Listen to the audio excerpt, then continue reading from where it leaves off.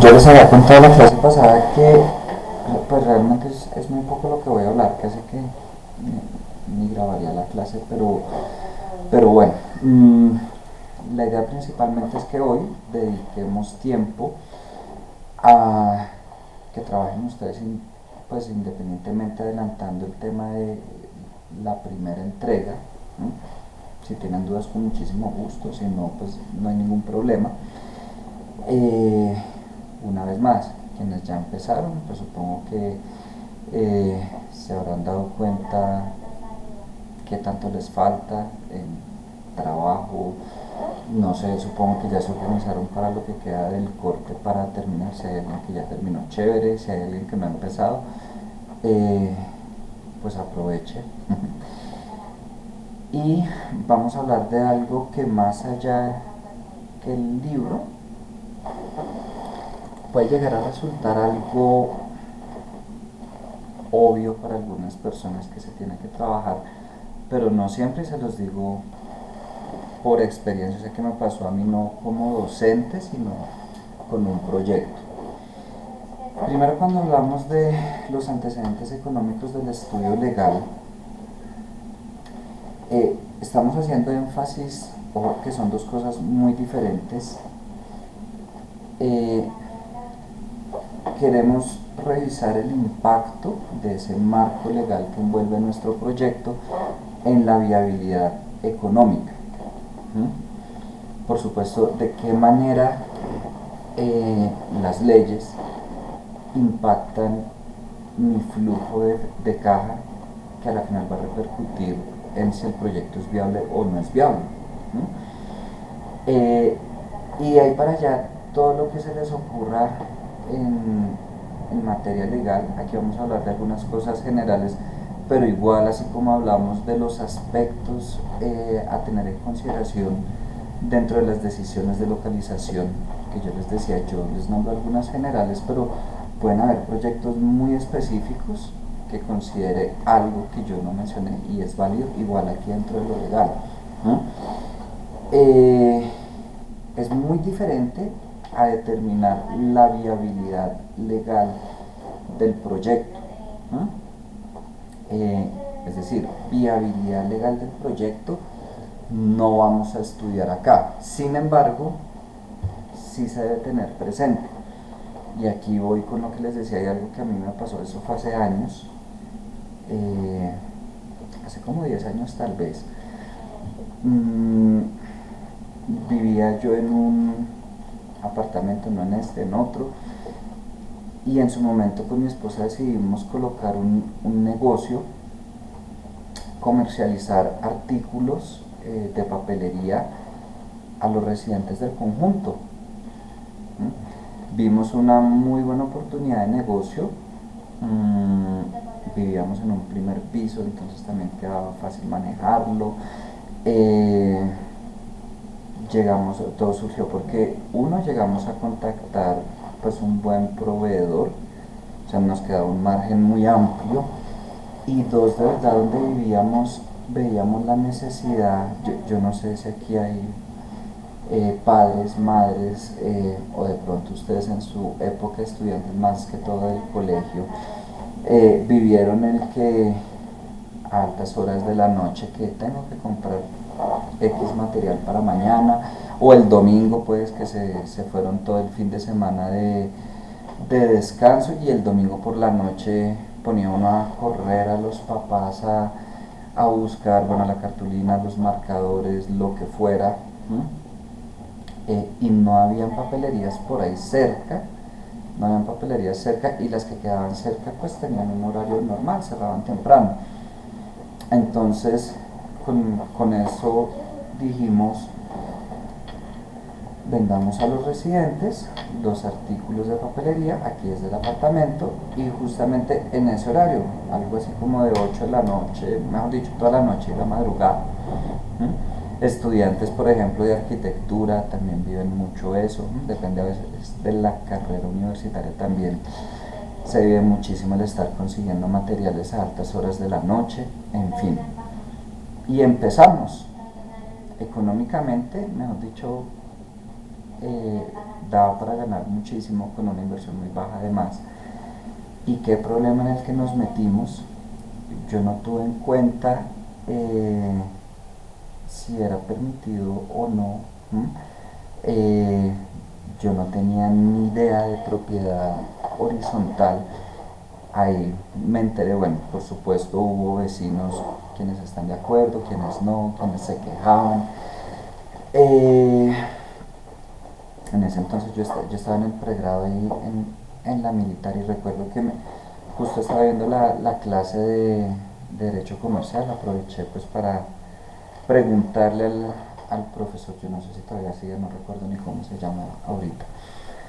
Eh, Él me aclaró todo el panorama. Resumen, tenía yo que cerrar ese negocio sí o sí, porque estaba en una propiedad de uso privado, no de uso comercial ni uso mixto. Y bueno, eh, no había forma de que desde mi apartamento eh, diera pues como que continuara con el proyecto sin ganarme las quejas, posiblemente visitas de la policía, multas, bueno, un montón de consecuencias porque de verdad no, pues no podía hacerlo desde el apartamento, tenía que buscar un local, algo de uso comercial o uso mixto. Yo creo que ustedes han visto conjuntos donde son solo residenciales, donde hay de pronto algunos conjuntos, perdón, unos locales comerciales. Por ejemplo, no tuve en cuenta la viabilidad legal del proyecto y ya cerrarlo.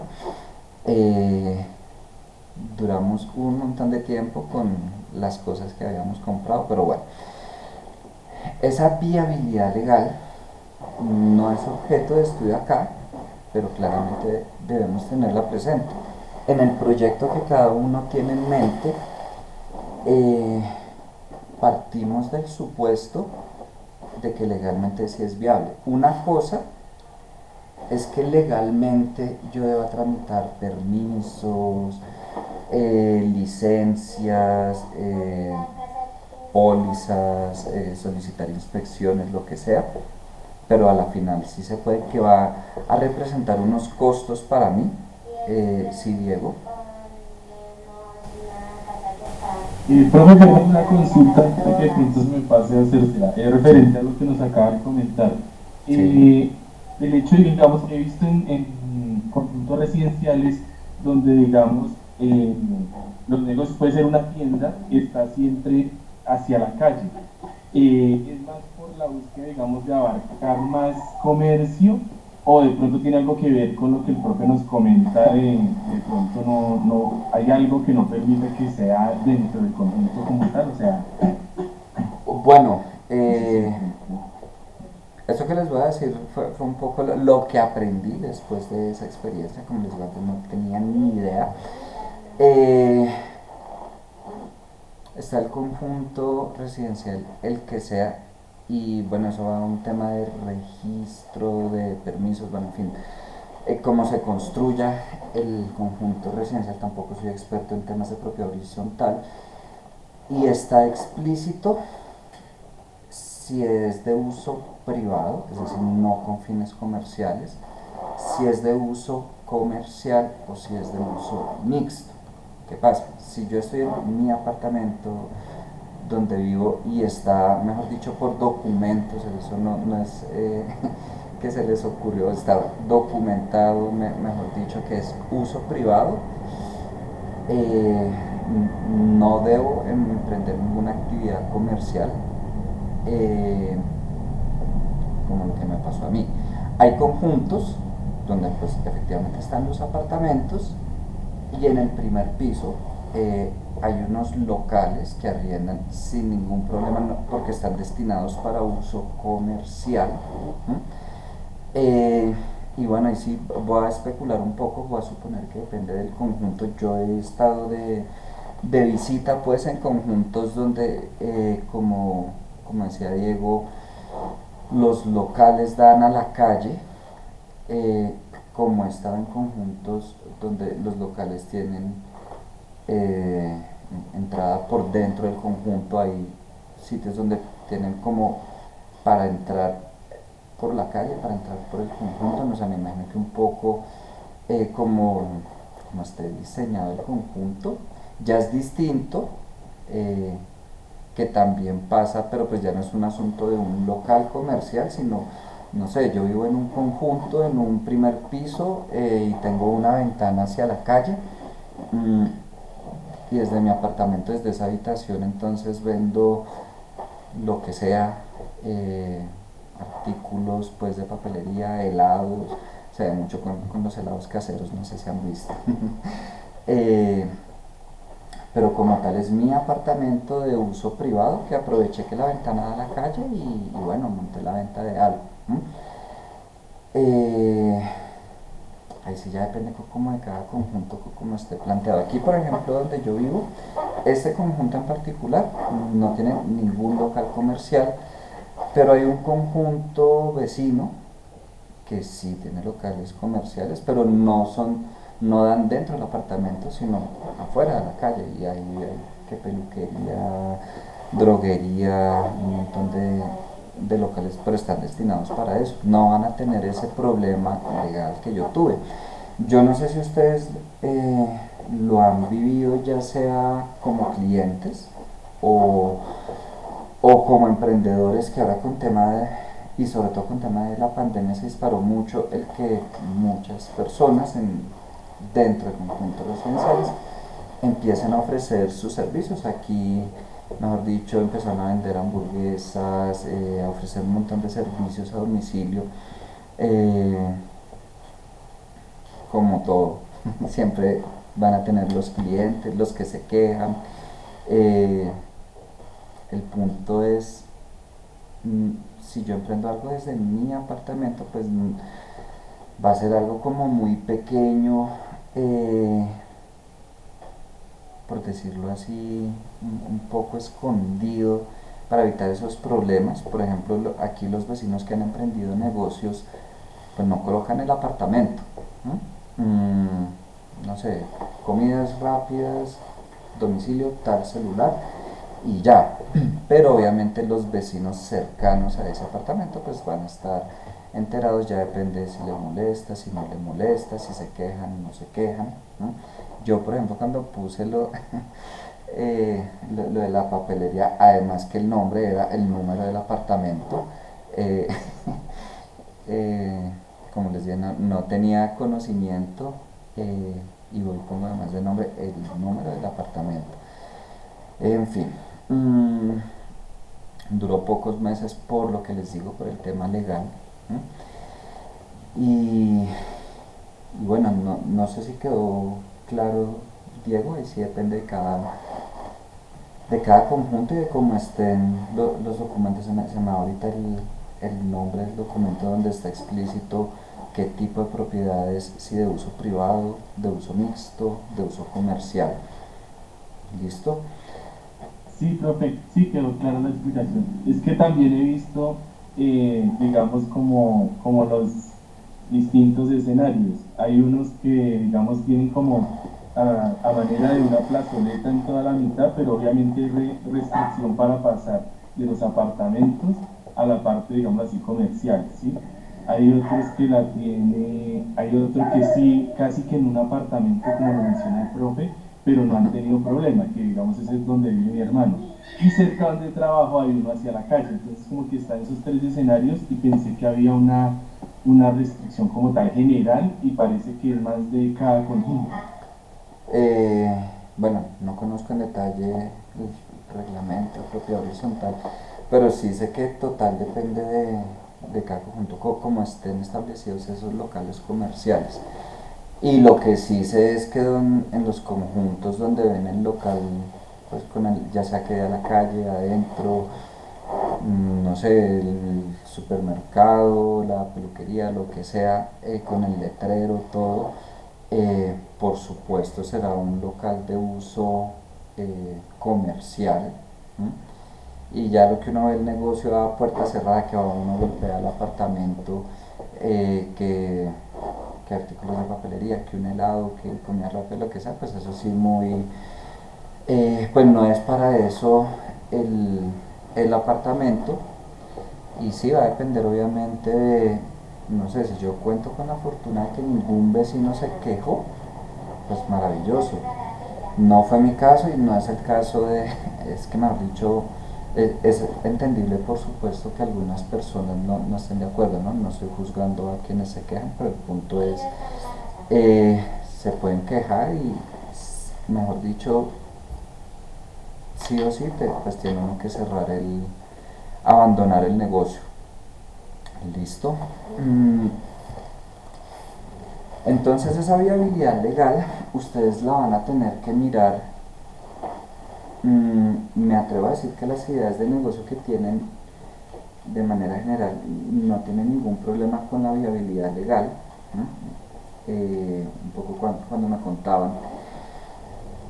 Pero ojo, pues que yo no me fui al detalle de sí, no, pero creo que en general no tienen problema con esa viabilidad legal. ¿M?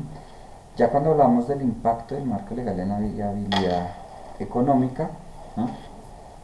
Ahí lo que nosotros tenemos que considerar es, bueno, por un lado, legalmente dentro de la empresa, como a nivel externo, ¿no? Un poco lo que ven ahí, el diagrama de entorno legal interno y el externo, que no es otra cosa que de qué manera me afecta algo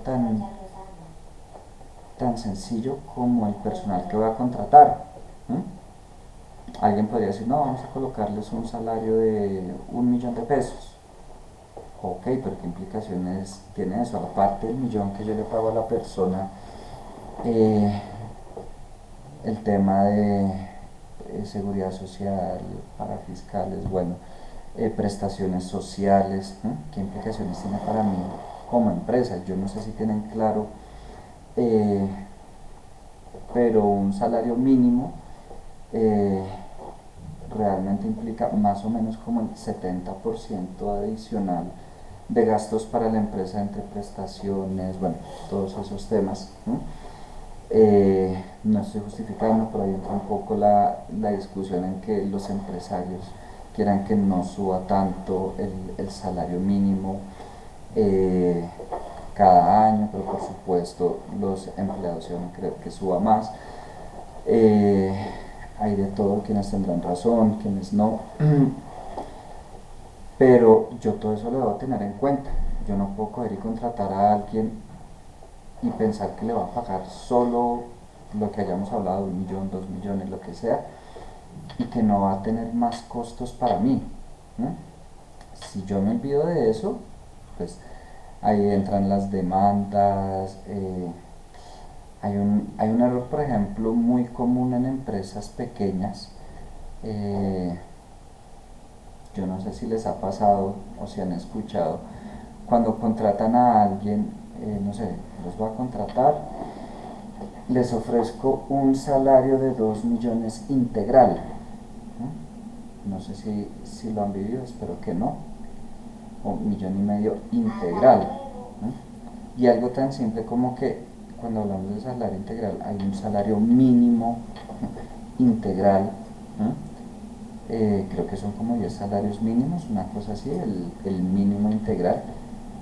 Entonces, si yo como empresa digo, los voy a contratar con un salario de 2 millones integral, es decir, que dentro de ese valor ya está incluidas las prestaciones, absolutamente todo, ustedes sin ningún problema me pueden demandar de que, mire, me contrató con salario integral, pero apenas me está pagando 2 millones mensuales. Ah, ok, me haría falta nada más que como 8 millones mensuales adicionales. Ese es muy... Esas demandas le encantan a los abogados, los que trabajan en laboral, porque son muy fáciles de ganar, porque uno como empresa, donde ponga ahí en el contrato integral, por 2 millones, 3 millones, lo que sea, sin ningún problema me pueden exigir, mire, usted tuvo a esta persona 10 meses, por cada mes le debe 7 millones, 8 millones, lo que sea, tiene que pagarle eso, más los intereses, bueno. Eh, yo recuerdo una profe de derecho laboral y me decía, tómelo como un ahorrito.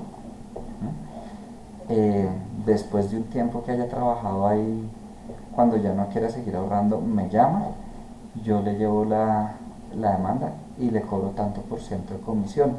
Me decía, ni siquiera la va a cobrar por un básico, sino tanto por ciento de comisión y ya. Eh, Porque la verdad es muy fácil para ganar ese tipo de demandas por un pequeño descuido, y sí se ve muchísimo, repito, sobre todo en a veces micro, pequeña, ya medianas, grandes, tienen clarísimo ese tema. ¿No? Y en fin, todas las actividades que yo vaya a emprender, debo revisar qué implicaciones legales hay, pero más allá de eso, de qué manera se ve afectado mi flujo de efectivo. ¿No? Por ejemplo, les estoy hablando de los contratos laborales. No nos interesa pues que en el documento se pongan a relacionar un montón de leyes de derecho laboral, de la Constitución, pero sí tener claro, debo pagar tantas vacaciones, tantas cesantías, si yo voy a contratar tantas personas con este salario, me repercute en promedio, yo que sé, en un 70% adicional de lo que tengo que pagar. ¿No? Tener claro ese costo. Mm, Otro ejemplo que ese sí pues me fue bien. Yo trabajé mucho tiempo con el sector entretenimiento, y a veces uno tenía que tramitar permisos y pólizas de una forma impresionante. ¿Sí? Que el permiso de bomberos, que el permiso de la alcaldía, que el de Saico y Ancipro, al igual pólizas de responsabilidad civil, de, bueno, un montón de cosas, ahorita no recuerdo, que uno, de verdad implicaban un costo con cada evento, y yo debía tenerlo presente. Y dos, pues yo debo estar seguro que voy a contar con los permisos, y si no voy a contar con los permisos, qué implicaciones tiene para el negocio. Yo no sé si han estado en algún concierto, fiesta, que de pronto, no sé, estaba planeado hasta las 5 de la mañana, y eso que llegó la policía y se acabó a las 11 de la noche, medianoche, la hora que sea. Mm, Porque sencillamente evidenciaron que faltaba este permiso, no puedan continuar con el evento. ¿No? Todo eso yo lo voy a tener en cuenta entre los costos. Paréntesis, yo recuerdo, a mí no me gustaba hacer ninguno de esos trámites, eh, y había una persona que trabajaba, por ejemplo, sus servicios era, lo que él ofrecía era eso: yo le pago tanto por cada evento, y él se encarga de tramitar todas las pólizas, los permisos.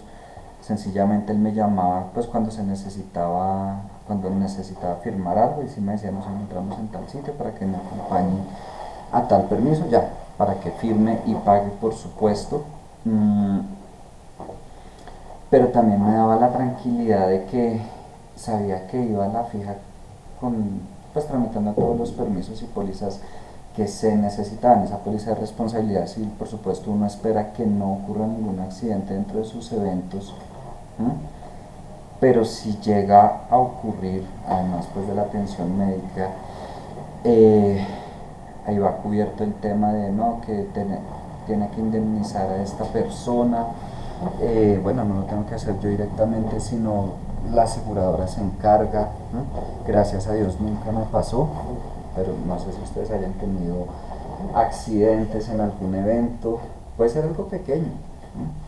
Mi hermano en alguna ocasión en un club de La Calera se cayó la baranda, se cayeron varias personas, menos mal, no era una altura tan, no era una altura tan alta, no está bien dicho, bueno, no era tan alto. Pero sí se fracturó el brazo, y bueno, eso fue un cuento.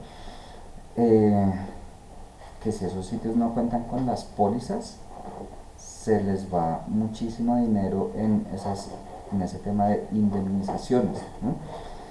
Y así con cada proyecto ustedes deben revisar. ¿No? Ahí ustedes pueden ver distintos ítems, repito, habrán algunos que van, otros que no. El tema ambiental en algunos casos pega muchísimo lo de los permisos, las licencias, bueno, lo que tiene que ver con salud, eso es regulación sanitaria. Yo no sé si ustedes han visto consultorios médicos, lo que sea, que tienen unos cuadritos como así, eh, con distintos permisos según el servicio que presten, y son licencias que tienen que tramitar y tramitar para poder operar, ¿no?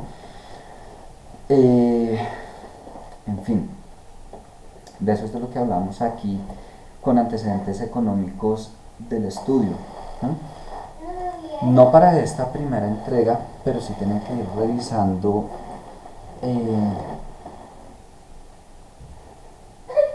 ¿qué puedo hablar? Patentes, permisos, licencias, eh, leyes que tienen que cumplir, como el caso de las prestaciones sociales, ¿no?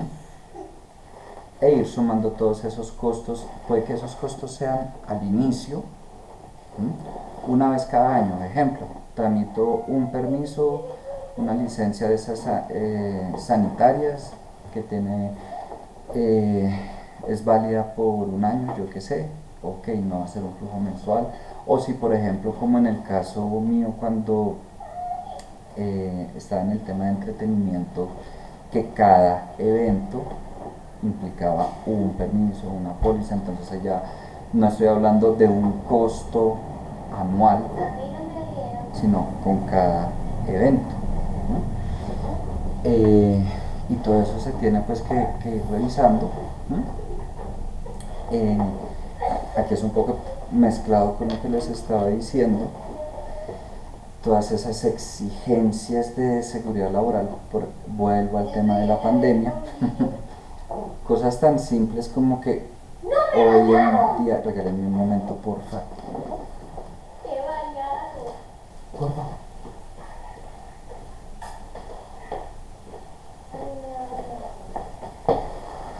Listo, cosas tan simples como lo que vivimos hoy en día, que tienen que tener que el tapete, que el gel en su momento, que la toma de temperatura, que después se quitó, bueno, que el pico y cédula, todos esos temas son temas legales. Voy a decir, no es que yo como establecimiento comercial quise implementarlo, se me ocurrió, sino hubo una exigencia, quería seguir operando, debía cumplir con estos protocolos, ¿no?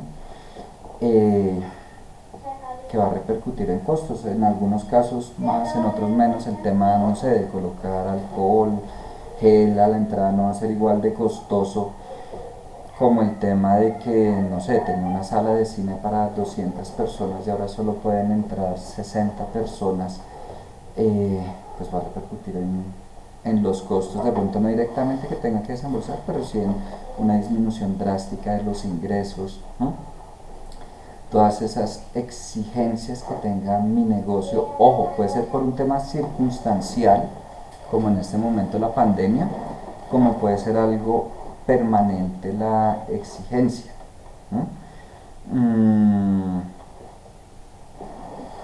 Ahí ustedes ya irán revisando su proyecto y por supuesto, ya saliendo un poco de lo general del libro, algo que ustedes tienen que determinar es si el negocio inicia de forma formal o informal. Claramente, si yo voy a presentar mi proyecto a algunos inversionistas, pues va a ser formal, ¿no? Pero pongámonos en el escenario de que yo no estoy desarrollando un proyecto para presentarme a inversionistas, sino estoy desarrollando un proyecto porque de verdad lo quiero iniciar, ¿no? Y siendo honestos, muchos de esos proyectos inician de manera informal, no constituyo la empresa, no, ojo que es muy distinto formal o informal que legal o ilegal, ¿no? Con formal me refiero a todo el tema del registro ante la DIAN, Cámara de Comercio, bueno, todo ese tema tributario, de registro, depende del negocio, el ente que lo vigile a uno, las supersociedades, las superfinancieras, lo que sea. Eso es lo que tiene que ver con la formalidad o informalidad o distinto a la legalidad. Y claramente si mi negocio es de tipo formal, bueno, y voy a aclarar, aquí yo les valgo que ustedes digan, profe, la verdad nuestro negocio va a arrancar de manera informal. Eh, pero porque de verdad va a arrancar así, no que pongamos que de manera informal para evitarnos algo adicional, sino porque de verdad va a arrancar así. Uno sabe cuando está desarrollando un proyecto de verdad para montarlo, si va formal o informal, también depende del tipo de clientes que vaya a manejar uno. Si yo pretendo vender en almacenes de cadena, yo no puedo arrancar informal, tengo que arrancar formal, así sea pequeño, pero por el tipo de clientes que yo esperaría, me toca un negocio formal. Ya distinto si, no sé, voy a venderle a los vecinos del conjunto. Bueno, de pronto lo puedo manejar de manera informal, no me van a exigir RUT, el régimen tributario, nada de esas cosas. No solo tiene que ver con el tamaño, si es un negocio grande, pequeño, sino depende del negocio. No es lo mismo, bueno, un establecimiento comercial, un restaurante. En fin, hay negocios que sí o sí me toca formar, como algunos que de verdad arrancan muy pequeños, manejan clientes, personas naturales, ventas pequeñas, bueno, y arrancan informal. Yo defino el tipo de sociedad en caso de que sea formal, hablando aquí de Colombia, que es sociedad anónima, por acciones simplificadas, responsabilidad limitada.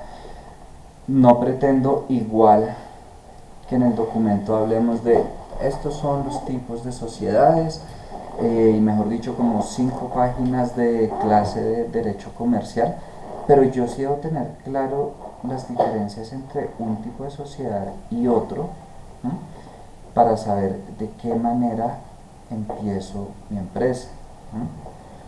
Eh, eso lo te y de qué va a depender uno u otro, principalmente del tamaño. Segundo, de lo que yo busque. No es lo mismo si yo voy a buscar socios, inversionistas adicionales, que si no se lo arrancamos solo ustedes y yo y lo vamos a mantener así. Depende mucho de esas cosas, de los costos en temas tributarios también. No estoy diciendo que esté mal de pronto formar un tipo de sociedad que me genere X costos tributarios que de pronto sean altos, porque puede que se justifique ese tipo de sociedad por el negocio que estoy desarrollando. Ahí ustedes tendrán que revisar para ustedes mismos, es mejor este, se acomoda más a nuestro tipo de negocio este. Hoy en día es muy común el, sociedades por acciones simplificadas. Hay esos aspectos económicos y legales, era pues lo que les decía. Hay algunas que se responde hasta por los activos de la empresa, como hay otros que se responde hasta ahí, más el patrimonio de los accionistas, así no esté vinculado directamente con la empresa. Bueno, y los costos, lo que les decía, en temas tributarios, en temas de, bueno, voy a formalizar mi empresa, qué debo hacer, cuánto me cuesta el registro ante Cámara y Comercio. Son costos que van asociados a la puesta en marcha del negocio. Normalmente son bajos esos costos de registro, pues igual es dinero, no va a decir que no, si uno lo va a hacer en forma real pues implica un dinero, pero digo, en general son bajos, comparado al monto del capital que uno suscribe, que uno registra en Cámara y Comercio. No sé si tienen preguntas del tema legal, de lo que tienen que ver de su proyecto, repito, no ahorita para la primera entrega. Ya después eh, que cerremos el primer corte, les hablo de la segunda y tercera entrega. Eh, pero bueno, no sé si tienen preguntas, comentarios, algo que se les ocurra particular de su negocio. Eh, Está todo perfectamente claro.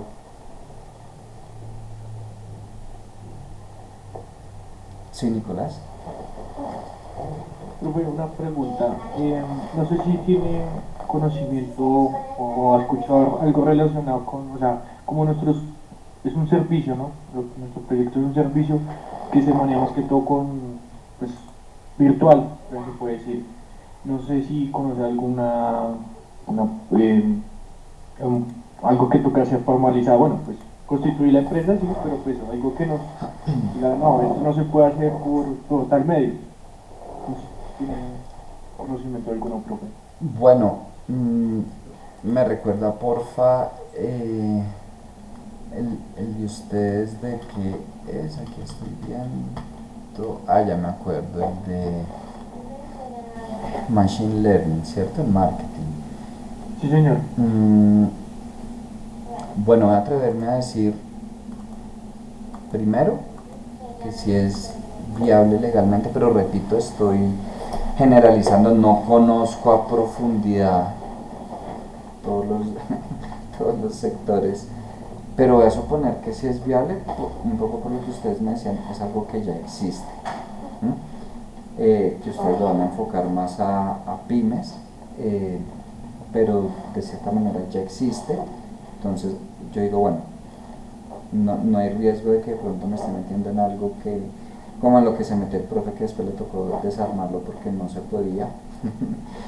eh, pero desconozco qué trámites, permisos eh, deban tramitar, ahí les toca averiguar, ¿no?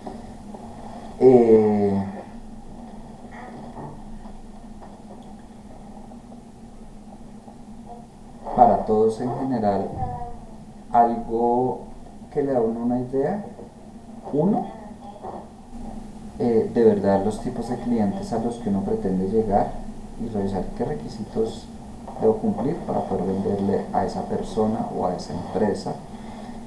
Eh, Dos, revisar negocios similares que ya existan, cómo funciona, eh,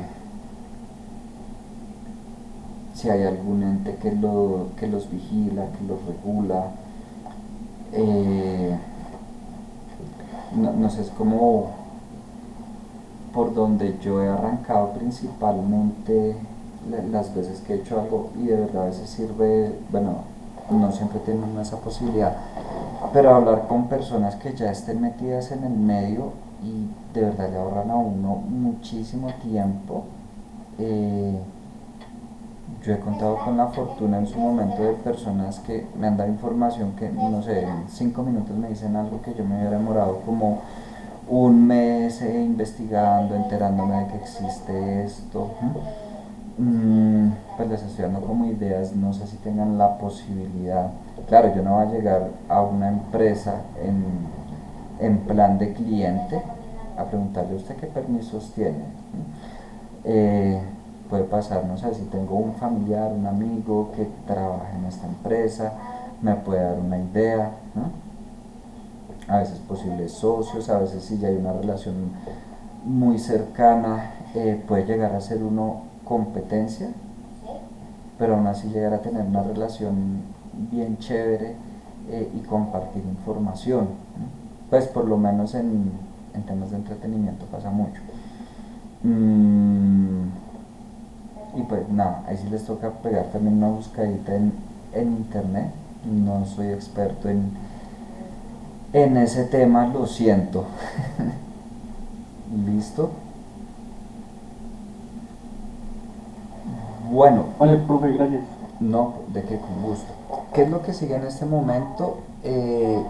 Uno, la idea es que ustedes se reúnan, eh, de verdad que dispongan el resto del tiempo de la clase para para que trabajen. Eh, y ya por si acaso les digo de una vez, recuerden el lunes es el examen. Eh, y ya, no sé si se van a reunir por Meet, si quieren que los una aquí en salas, a mí me es indiferente. No se disculpen, Sí. de casualidad no hay posibilidad de poder cambiar la fecha del parque para el web. Eh, Luego, claro, que mis compañeros están de acuerdo. voy a preguntar primero por qué, Felipe. Pues profe, porque bueno, también, porque también el lunes no es otra materia y tal vez se cruza con el parcial, ya que el lunes, bueno, en parte tengo ese